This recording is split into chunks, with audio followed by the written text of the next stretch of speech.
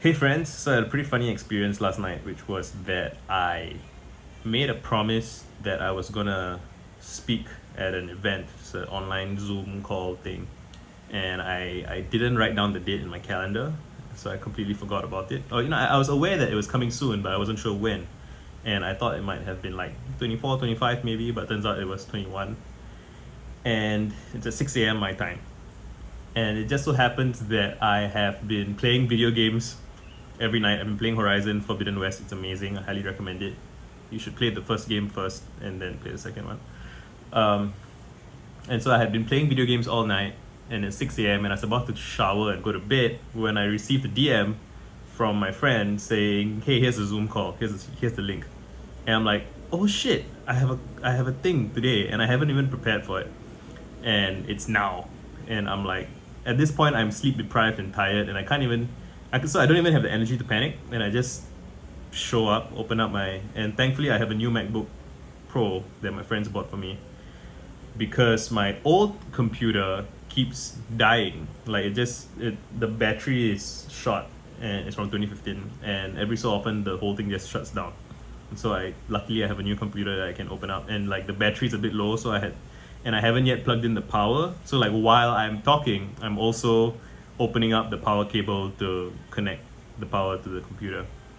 And what I did was I started the video by freestyling and be like, okay, let me just tell you about my experience so far. And I started talking about my childhood and my teen years and my experiences and my feelings about those things. And then I think I went on for almost 20 minutes, maybe 15, 20 minutes. And then I asked people to ask questions, and then I responded to their questions. And I could feel, I could feel that it was going well. Like people were responding well to it. People were asking genuine questions, and I had genuine responses. And the whole thing, the whole thing lasted an hour, and it went really well.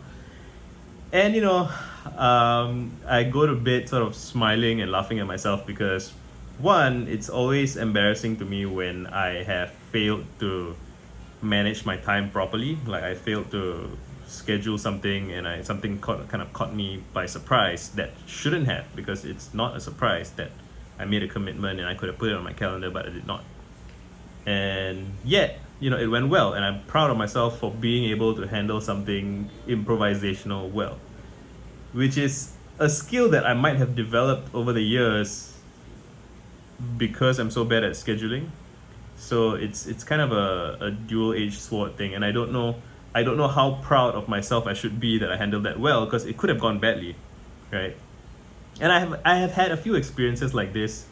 I once went for a protest, right, in Singapore, which is pretty rare, and I was to speak, and I was writing my speech on the way there, and it's just a bunch of notes basically for me to follow up on, and it went well. And but I'm sure there have been events that didn't go so well, and I'm not remembering them very much because it's not pleasant to remember things that didn't go so well. I once had a call with someone on my channel that they are a pretty busy person, and I was lucky to get them on board, and I was late for the call because I messed up the hours. And thankfully I wasn't too late. I was like a few minutes late, but I was stressed because I had not prepared, and I had to improvise through it, and it went pretty well. It wasn't a horrific catastrophe. I feel bad a little bit because I feel like it could have gone better, but not that much better than how it went. Like there's like a certain the phrase "lizard man" constant about how like some percentage of people are just gonna respond to a survey horribly, or like randomly, just for the hell of it. Like similarly, it feels like there's some kind of lizard man constant in life where no matter how well you plan something, there's just a chance that it might go wrong for chaos reasons, right? Just to keep things spicy. And yeah, I don't know how I feel about that, but I just wanted to tell that story for myself for future reference. I thought I was going to make this video about something else, but I spent 4 minutes talking about the previous story, so I might as well kind of complete it and look for something interesting in it, which is my process, right? So I'm live streaming my process right now of how I improvise, right? So I'm thinking, okay, I want my videos to be about 8 minutes long-ish. I started with some preamble just to warm up, but that preamble kind of kept going, so it's become the main thing of this video. So I have to think now about what's the title gonna be. Okay, I talked about improvising, right? Cool. So I guess 3 more minutes to talk about improvisation. let's improvise, right? What is improvisation? It is the ability to respond to circumstances in a fresh, I find myself saying in a fresh and novel way, but you don't even need to think that, because any response to circumstance that is, a response to the specifics of that circumstance, by definition will be fresh and novel, because no circumstance no two circumstances are exactly the same. They can be similar, so you can reference older material.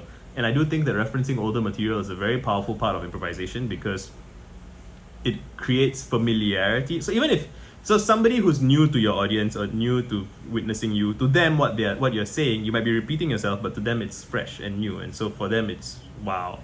But even for people who are familiar with your stuff, like if you are responding to the situation, they will witness you sharing a part of yourself that is responding to the situation. I flubbed that, right? But they will respond. No, what am I saying?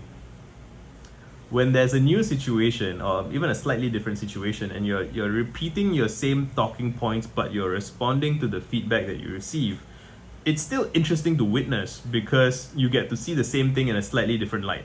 You know those there are those stereo images, photograph images, where they take two photographs from slightly different angles at the same time, and then that gives you this sense of depth, and that, when you only have one image, the depth you get is kind of, you're kind of imagining it, and you might be wrong and you don't realize. That's how you get like optical illusions where the depth is wonky. A lot of the time you don't realize it because it's fine, but sometimes it's weird, and when it's weird it's because you only have one point of reference, and the angle of your point of reference is keeping you from seeing the thing. But when you have two points of view, you can then see if there was anything strange about the first reference, you see it in the second one, and vice versa. And you can enrich a picture or enrich something by having multiple angles on which to look at a thing.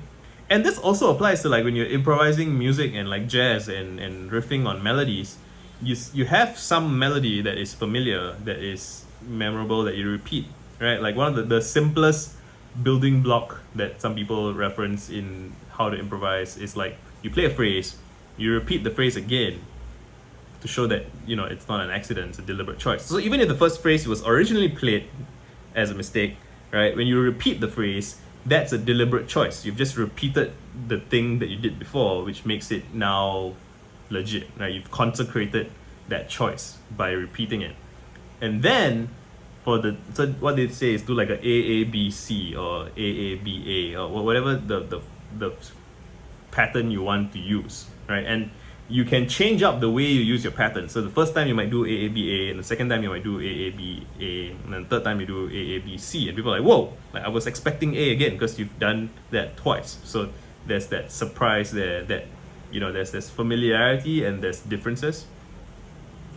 And that's like the fun of it, and that's the joy of it, the surprise. It's poetry. Somebody pointed out that 12-bar blues in rock and blues music is sort of like a haiku, right? Like in the sense that people are familiar with the structure, so they kind of know what you're going to be doing structurally.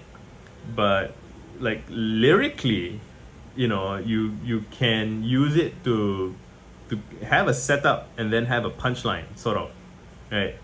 And I'm not going to go too much into that, but I guess so. I wanted to just reflect on the fact that I improvise a lot, that I'm pretty decent at it. I like that I demonstrated a small flub there where I didn't know what I was going to say, and I started saying something and it didn't go where I wanted to go, and I'm just like, oops, haha, and then let's just circle back around. And so you see, now I referenced the thing earlier that I did that was a mistake, and by choosing to talk about the mistake, I have made the mistake useful. So mistakes are not a bad thing, right? And it's your flinching that makes it bad. Sometimes if I make a mistake, I'm like, that's a mistake, I'm gonna stop the video and start over. But you don't have to. You can just keep going, and you can work your history into your life. Done.